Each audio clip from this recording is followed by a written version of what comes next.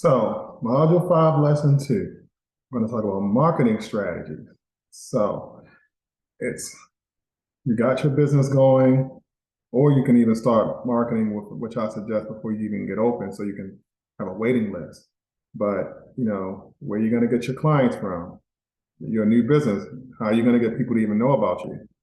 So, you have your online and your non-online marketing. So both of them are super crucial, and it's super, important that you dig your heels in and, do both. Online marketing could be a little tricky. You have your firms out here that will definitely do it for you, or you can just learn a few tricks and do it yourself. But it's really important.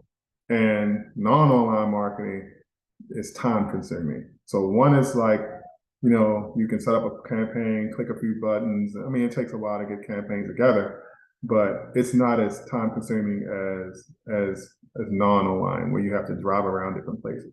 But they're both super important. So you have online and digital marketing, your online presence. So it's very important you have at least your basic website. I'll post some links to, places that I've used to make, basic websites for my facilities. But it's very important that you have your website so people can find you. You can at very least have pictures of your facility. People can do an online tour. They can reach out to you online. If you don't have online presence, or if you can't make a site, just list your company on a platform that kind of will do that for you, like ssmaps.com or Senior Care Advisors. They'll have places for you. They'll have platforms for you where you can list your company. The last two, your Place of Mom and Senior Care Advisor, they're referral agencies where they'll send you clients, but they're going to want 1 month rent. So it's kind of, more advantageous for you to do it yourself as well. So you don't have to be only dependent on someone that you have to pay 1 month's rent for a client. SSM, which is my company, is free for you to list on my site. But the other two are referral agencies. Then you have your social media. I strongly suggest you set up a social media platform. And don't just set it up and leave it and let it mothball. You should at least post a few times a week. It could be anything. You should join different organizations under your business name, under your business account. Just be active on your online community, because so many people now, when they want to look for something, they instantly pick their phone up and go online. They're not gonna like look at the yellow pages or go outside and just drive around. They're gonna go online and find you. So make sure you're online in all these different places where people can find you. Just take some time and just get a Google, get a web page, get on these different sites and set a social media page up. And then you can do other paid platforms like a Google social media optimization, where it's free, but you just have your site set up where it's Googleable, where you have your where you can be search easy. So you're using specific buzzwords in your wording, where when people Google something, it will make your article show up on the top of the page on Google, not on the paid section, but on the first page of like the organic feed. So say, for example, you write blogs, and each of your blogs are about assisted living. Sooner or later, Google's gonna understand that your website with your blogs are focused on assisted living. So when someone Googles something relevant to assisted living in the same neighborhood as your blog, they're gonna pitch your page up. They're gonna rank your page higher. So I would strongly suggest you look into SEO. I do it a lot. It works a lot. A lot of my organic, they call it organic traffic, which means you're not paying for it. All you're doing is writing blogs, keeping relevant online. And I get people that find me all the time, just organically, where I'm not paying for it. So it's very important that you get started with that early on. That way, in a year or so, you'll just have people find you organically, and you don't even have to pay for it. Then you have pay-per-click marketing, and which is the opposite of blogs. So you can literally just pay Google or Facebook or one of these companies that you make an ad, and every time someone clicks on your ad, you have to pay them a certain amount of money. It could be 7 cents, it could be 90 cents, depends on what they deem is worth. But that can be a good source in the beginning because it takes a while to get your SEO to rank, your blogs to rank, because Google wants to know that your site is relevant and stable. So it's not going to just put you on top of everybody else who's expert in the field. So you have to kind of work to that. But pay-per-click's a way to try and get on top early because you're paying for it. So definitely advise you, to at least try pay-per-click advertising in the beginning. You'll get your name out there fairly quick. Google My Business listings. That's when you can set up a little Google profile, and when people looking for something in the area, they'll see your business on the left-hand side. They can click, you go to your web page. So it's definitely good to set that up. And then email marketing. So you can actually purchase email lists or buy or get emails organically through your blogs. But it's always good to have an email list where you can send your blogs out to your subscribers, and it just keeps your company relevant. And you don't have to be, you can be a blogger, you can send out videos to people, but it's always just good to be active. I know it's hard because owning an assisted living facility, it can be time consuming. So then you have to worry about going out and like writing blogs and creating email content. And that's just seems like it gets overwhelming. But they have little companies that do it for you. You can go to some sites. I'll link some sites here for you guys. But it's very important to have the digital marketing. It's always going to be relevant, and it's just the wave of the future. It changes here and there, but depending on what platforms like Instagram, Facebook, it could be something else new. So you want to kind of just have someone to stay on top of it for you. You can have a family member that's good and that helps you with it, but you have to have it to stay relevant online at least. So then you have your non-online marketing. So this is also very important.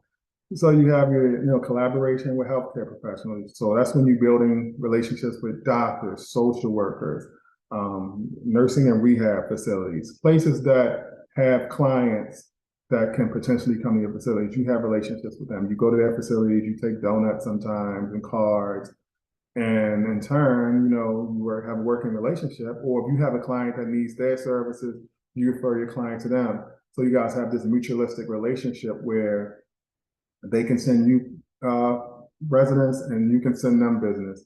And that always works really well because it's just a little community of just, resources that you and that person have together where you guys can just refer business to each other back and forth. And the other one is networking with senior centers. A lot of people don't know this, but go to senior centers, put your flyers out. I mean, sometimes these people, they aren't ready to go into assisted living right away. But because now they know you volunteered at a senior center, or you go there once a week to, do an activity. Now, make it even once a month. But now they know you, so when someone needs your services, the staff or the people, they know you, they know to call you. So it's good for them to put a face to a name because a lot of these people are still old school. They want to see you before they even think about calling you and doing business with you. So then you start to look at community events and fairs. Go set up a booth. It doesn't cost money. It doesn't cost a lot of money to set up a booth with some flyers and give out some pens and do some stuff like that in a community center. It's community events and fairs, especially if it's in a community where your facility is. So you can have little flyers, give away, have a face painter, rent a face painter, do free face painting and say it's sponsored by XYZ Assisted Living, and give out flyers to the parents and say, hey, if you have a elderly loved one that needs this living, just think of us, enjoy your free face paint or something like that. That way that person's going to remember you when they need something. I remember last Christmas, I was going to buy a live Christmas tree, and it was a company that had sponsored giving away 100 Christmas trees that day. When I got up to the register, they were like, no, you don't have to pay. This company is sponsoring and giving away 100. They said, don't tell anyone because we don't want to be mobbed. But they gave me the information to this company, and a free Christmas tree. So I went and signed up for that company. I was like, wow, this is great. This was a $200 Christmas tree I got for free. And I'm like, I feel like I need to have some loyalty to this company that just gave me a free Christmas tree. So it was great. So keep that in mind, because that builds those relationships and that trust. And then you have, of course, flyers and brochures, not, self-explanatory. You'll take those to your senior centers and your social workers. And any event you go to, you're going to have your flyers and your brochures. And then when you get your place to the point where you want to show it, you also want to have an open house. So you want to go to your community centers and like the neighbors, you pass out flyers and say, hey, and we're also having an open house. I'm the new assisted living facility in your neighborhood, and this is a little bit about us. We love to have you come to our open house. We're going to have some refreshments, and just want to get to know the people in the neighborhood, and want the people in the neighborhood to get to know us. And just keep it short, and people will come by and they'll say, oh, wow, this is great. My aunt's looking for assisted living. It'd be great to have it right up the street. And, that makes a big difference. And it makes the neighborhood more comfortable to come to you if they need anything, or if you need something, you can go to them. And then word of mouth kind of, is one of the best. When you develop a great relationship with people and you have a good reputation, nothing's going to beat word of mouth. Because if someone says this person's good, they did me right, or they did my family member right, none of this other marketing is going to matter. That's all the person's going to want to hear or go by. That's okay. Well, I heard through so and so that you did really good. I'm sold. That's just it. So that's the best kind of marketing, and that just comes with mainly time. So when you get time and recommendations and doctors and people in the industry, they get to know you and they get to know the work you do. They'll start sending people your way, and it's very rewarding. Trust me, when you start getting those word of mouth referrals, you're like, I'm doing something right. And local media coverage. So a lot of people don't know also, you can call the news stations, and they have little shows where they spotlight businesses.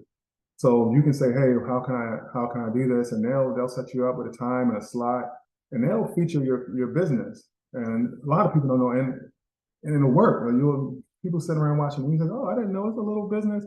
They'll give a little backstory about you and your business. So it's something, a very good tool to use. But then, like we said, community involvement, active in different community associations, and that's really big, because when you're active in a community association, it just shows that you're not just trying to make money, that you actually care about bettering the community. Like, your business is a staple in the community, and you're also here to make the community better. Because a lot of times you might not even live in the same neighborhood as your business, so they're going to look at you, like, oh, you're just in the neighborhood to make money. But when you're active in a community association, they look at you in a whole different light. They say, wow, this person's like giving back his or her own time to really better the neighborhood that their business is in. Because a lot of people don't know that you want the neighborhood to be good as well, because the better the neighborhood, the more money you make, because it's a better neighborhood. You can charge more. So, that's always important. And those people that are involved in the community association, they'll let you sponsor events, and they'll send people your way. And so then lastly, we have, targeted advertising. So we advertise in local magazines, newspapers, community newsletters, and just tailor your reach to like certain demographics. So, you may have like a senior magazine. It's just, you have to just know where to put your stuff so the right people can see it. Or that most seniors are being helped by their kids. How old are their kids? Their kids maybe between the age of 35 to like 55 and 65. So you may want to find where these people are going and market to them. So wherever that may be, maybe AARP, this, that, like you market to them. That way you get your company in front of the decision makers, we call it. So, whatever that may be in your neighborhood, you have to think about that. Like, where are the people making the decisions for these people in my neighborhood or in my area? So let me find out where they are, and I want to market to them there.